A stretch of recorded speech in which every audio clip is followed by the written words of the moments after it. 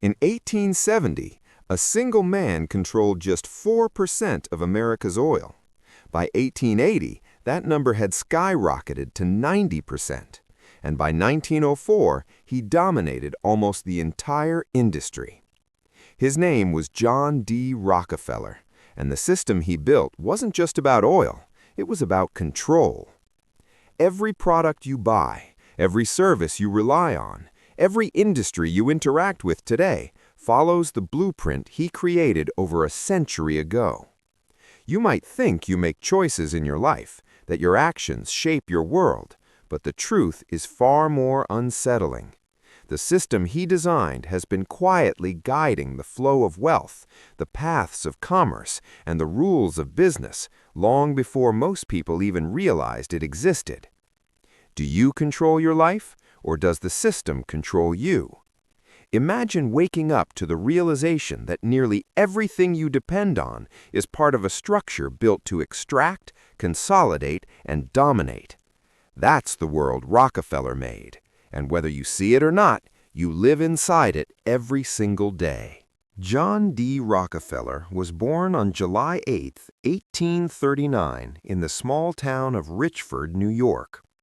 His father was a con man, selling fake cancer cures and weaving elaborate schemes for profit, while his mother was a devout Baptist, instilling in him a sense of moral certainty and discipline. This unlikely combination of ruthless cunning and unwavering conviction shaped the man who would go on to build one of the most powerful empires in history. Even as a child, Rockefeller showed an extraordinary instinct for business, managing small trades and meticulously keeping accounts with a precision that would later define his corporate strategies.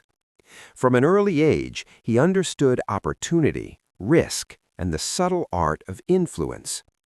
The lessons of his parents, both the deceptive and the righteous, merged into a worldview where success was not just about wealth, but about order, efficiency, and control. It was this foundation, laid in the quiet corners of a small town, that would later allow him to transform chaos into a system that governed entire industries. As we trace his rise, it becomes clear that Rockefeller was not merely building a business, he was building a method, a framework for domination that would echo for generations. In 1859, oil was discovered in Titusville, Pennsylvania, and the region erupted into chaos. Prospectors rushed in, drilling feverishly, hoping to strike it rich. Fortunes were made overnight, and just as quickly they were lost. Amidst this frenzy, Rockefeller, a 20-year-old bookkeeper in Cleveland, saw something others overlooked. While everyone chased luck in drilling, he recognized that real opportunity lay in refining, turning crude oil into kerosene for lamps, a necessity in every home. In 1863, he invested $4,000 in his first refinery, a modest facility that would, in just 2 years, become the largest in Cleveland. But success was never simple. The city had 30 refineries, all operating on razor-thin margins, struggling to survive in a cutthroat market. Competition was brutal, and failure was just a misstep away. Rockefeller's vision was clear. He wouldn't merely compete, he would dominate. Every decision, every investment was calculated, every move designed to turn volatility into control. Would you dare to risk everything where others constantly failed? That question, hovering over his early career, set the stage for a man who wouldn't just participate in the oil rush, he would redefine it entirely. Rockefeller's true genius revealed itself in a strategy that would redefine business forever: vertical integration. While his competitors simply refined oil and paid others for barrels, transportation, and storage, Rockefeller decided to control every step of the process. He bought the barrel factories, the tank cars, the railroads, and even his own warehouses. By doing so, he slashed costs, gained enormous efficiency, and created a competitive advantage no one else could match. Competitors were paying 25 cents per barrel, while Rockefeller produced them for 15. Railroads, eager for his business, gave him secret rebates, charging rivals far more. This was more than strategy, it was predatory precision. Prices could be undercut, competitors forced into bankruptcy, yet Rockefeller still turned a profit. Everyday Americans felt the benefits. Kerosene prices dropped dramatically, but behind the scenes, a single man was orchestrating an empire. The awe and intimidation were palpable. Imagine a product you rely on every day, produced, shipped, and sold by one man who controls it all. Vertical integration wasn't just business sense, it was a demonstration of power, a blueprint that would echo through industries for the next century.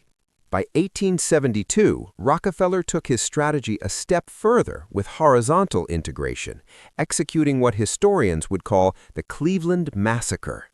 Over just 3 months, he approached every refinery owner in the city with a choice: sell or face financial ruin. Those who agreed were often hired as managers. Those who resisted faced ruthless price wars, losing money on every barrel they sold.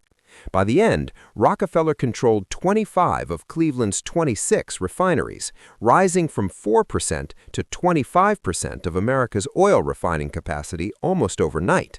He replicated this across New York, Philadelphia, Pittsburgh, and Baltimore, using secret railroad rebates, undercutting competitors, and creating a near-complete monopoly. By 1879, 90% of the nation's refining was under his control. The public hated him, labeling him a robber baron, a tyrant who crushed anyone in his path. Legal challenges loomed, but Rockefeller's methods were clever, calculated, and devastatingly effective. Imagine a single man orchestrating almost every product you use, every price you pay, every market you rely on. The tension, the audacity, the sheer scale of his dominance is almost unimaginable, yet this was the foundation of the system that continues to shape industries today. In 1882, Rockefeller's empire evolved once again with the creation of the Standard Oil Trust, the first major holding company in American history. This trust allowed him to control companies across state lines, bypassing legal restrictions, and it became the blueprint for every modern corporation that followed. The breakup of Standard Oil in 1911, intended to curb his power, didn't diminish his wealth, it multiplied it. Shares he held in the newly separated companies became far more valuable, proving that the system he built was far stronger than any law. Today, giants like Amazon, Google, JP Morgan, and Pfizer follow the same principles. Vertical integration, horizontal consolidation, strategic legal structures, these aren't coincidences, they are Rockefeller's methods adapted for the 21st century. By recognizing this pattern, you can see the threads of his influence woven into everything you use, every service you depend on, every choice you think is yours. The lesson is clear. The system isn't just history, it is alive, thriving, and shaping your life every single day. Look around at the companies that dominate our lives today, and you'll see Rockefeller's blueprint everywhere. Amazon began as a simple online bookstore, but now it controls warehouses, logistics, delivery networks, and cloud computing infrastructure, every step of the supply chain, just like Rockefeller's refineries, tank cars, and railroads. Google operates as a holding company with Alphabet, managing subsidiaries from YouTube to DeepMind, mimicking the trust structure that Rockefeller pioneered. Pharmaceutical giants like Pfizer and Johnson & Johnson use regulatory influence and patents to maintain dominance, shaping the rules in their favor, much like Standard Oil did with railroads and kerosene standards. The emotional impact is staggering. Nearly everything you rely on, from what you buy to how you communicate, is filtered through a system you cannot easily escape. You might think you have choices, but can you really avoid these companies? The convenience is irresistible, the prices competitive, the network effects overwhelming. The system is invisible, yet omnipresent, subtly guiding your decisions while concentrating enormous wealth and power at the top. And just like in Rockefeller's time, most people remain unaware they're living inside a carefully constructed framework of control. Rockefeller's ultimate achievement wasn't simply amassing wealth, it was creating a system that outlives him. Every sector of the economy, from oil and banking to retail, technology, and pharmaceuticals, now follows his blueprint. Vertical integration, horizontal consolidation, strategic legal structures, regulatory capture, and philanthropic influence all work together to extract massive wealth from consumers while consolidating power at the top. Consider the billions flowing from everyday spending. Gasoline, online shopping, healthcare, technology services, all funneling into the hands of a few corporations built on principles that are over 150 years old. The pattern is undeniable.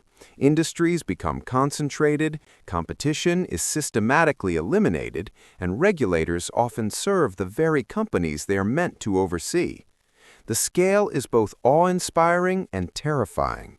You see efficiency, convenience, and lower prices, yet behind the scenes, a carefully constructed mechanism shapes your choices, your spending, and even your perception of freedom.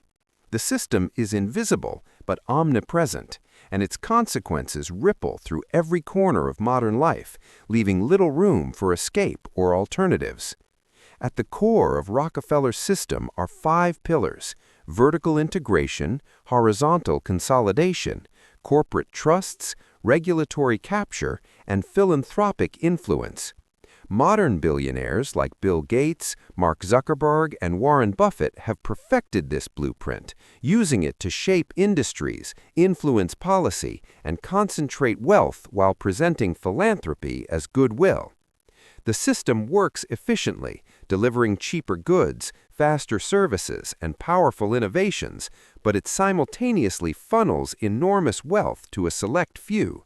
Everyday conveniences, from rapid Amazon deliveries to instantaneous Google searches, mask the reality of how much power and control is concentrated at the top. The choice for anyone living within this system becomes clear. You can accept it, recognizing that consolidation is part of advanced capitalism. You can resist, supporting antitrust enforcement, choosing alternatives, and voting for change. Or you can position yourself within it, investing in and benefiting from the very mechanisms that extract wealth from everyone else. Understanding this duality, the efficiency for consumers versus the concentration for elites, is key to seeing the system for what it truly is. It is both invisible and inescapable, yet fully understandable if you recognize the patterns. You cannot escape the Rockefeller system, but you can see it. Understanding how it works is not just knowledge, it's survival. Every choice you make, every product you buy, every service you use flows through structures built over 150 years ago, designed to concentrate wealth and influence at the top. Recognize the pattern, see the system, and you change the way you interact with the world around you. Knowledge gives perspective, perspective gives power. If this glimpse into the mechanisms controlling our modern economy has opened your eyes, stay connected, because the story doesn't end here. There are more patterns to uncover, more systems to reveal, and the more you understand, the better equipped you are to navigate a world crafted by giants like Rockefeller. Subscribe to Follow the Journey, dive deeper into the forces shaping your life, and see how history, strategy, and power intersect in ways that affect us all.